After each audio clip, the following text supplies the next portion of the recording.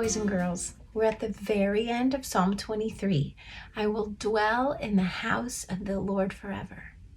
I think last week you talked about this verse, and we're going to finish it up this week. Dwell, do you remember what dwell means? It means to live. Not just breathe the air, but really live, to know others there and to be known, to be seen and listened to and understood, and to see and listen to and understand. Where do you dwell right now?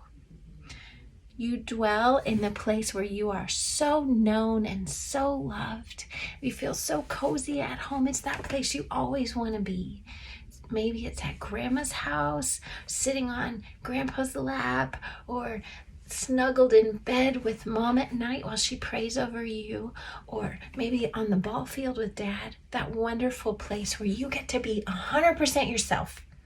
And you're just full of joy, so glad to be there, and so peaceful. You have no worries. There's no stress. That wonderful place, that's where you dwell.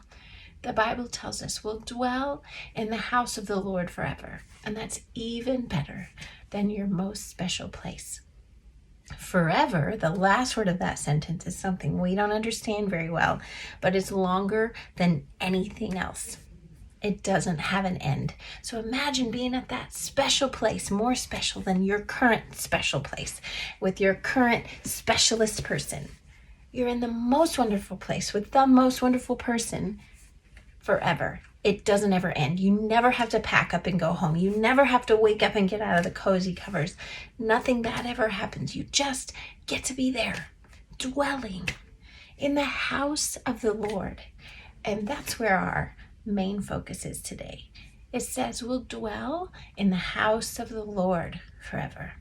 And that word house has some different meanings.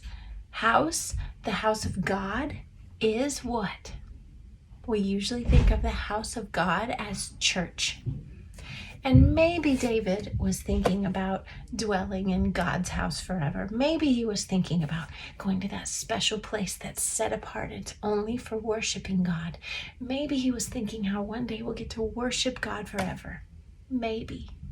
Or maybe he was thinking of like the Lichty house, where all the Lichtys live, our family. When people come to the Lichty house, they're welcomed and they're loved and they're entertained, hopefully, and they're just welcomed in and they can be here. The house can mean the family, right? Where there are bonds and deep connections. You would do anything for the people in your family and they would do anything for you. You're loved and known and cared for. Do you remember those sheep that he had on his field, Mr. Keller? They were fat and happy, right? They were safe and secure. They were healthy. He gave them medicine when they needed it. He would travel through storms to the high tableland so they could graze for the summer, and they would come back down in the fall so they could be safe and rested and warm in the winter. And do you remember at the very beginning of the book, he talked about his neighbor's sheep. The neighbor shepherd next door did not care about his sheep at all. He did not pay attention to them. They were skinny. They were scared. They didn't have much green to graze on. They had scab and they had flies in their nose and all that kind of stuff. They were sickly and they died sometimes. So our shepherd today is Jesus. He is our good shepherd. And we're the fat, happy sheep who have everything we need. We're safe and secure. In this story, Mr. Keller remembered a time when his sheep were on their side of the fence and very well and cared for. And his fence ran down into the water. Well, when it was low tide, the water would go out and there would be a little gap between the end of the fence and where the water started. Well, there was a time when the neighbor's scrawny, sickly, abandoned, lonely, scared sheep walked way down there around the fence in the mud and got over into his pasture. Well, I'm sure Mr. Keller would have loved to care for them, but guess what?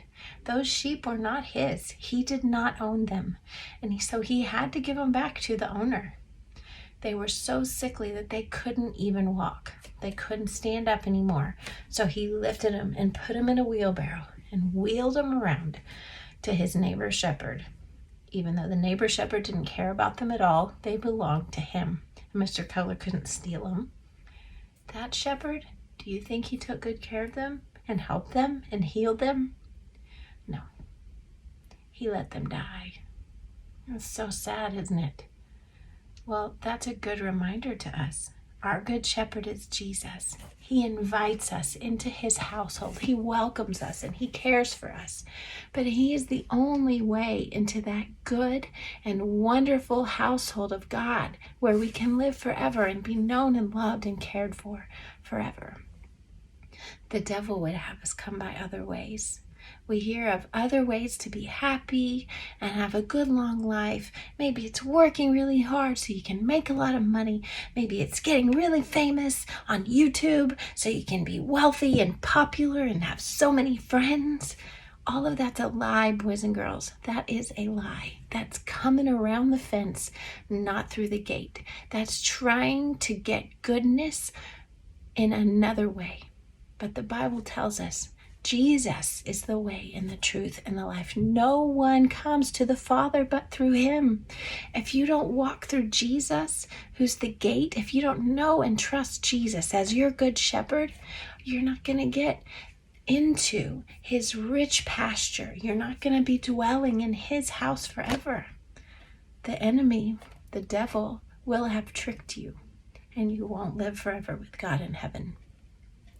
Boys and girls, Jesus is not only our good shepherd, he is the way to be with God forever in heaven. He is the truth. Everything he says is real. It's not pretend. He is the life. He is how we can live and dwell and love and know and be known forever. Boys and girls, I hope you know Jesus in this real way. And if you don't, I hope that you will come to know him. I will pray for you. Your teachers have been praying for you and many others as well. We want you to know and love Jesus, and he knows and loves you so that you can dwell in his house forever. Have a wonderful week, boys and girls.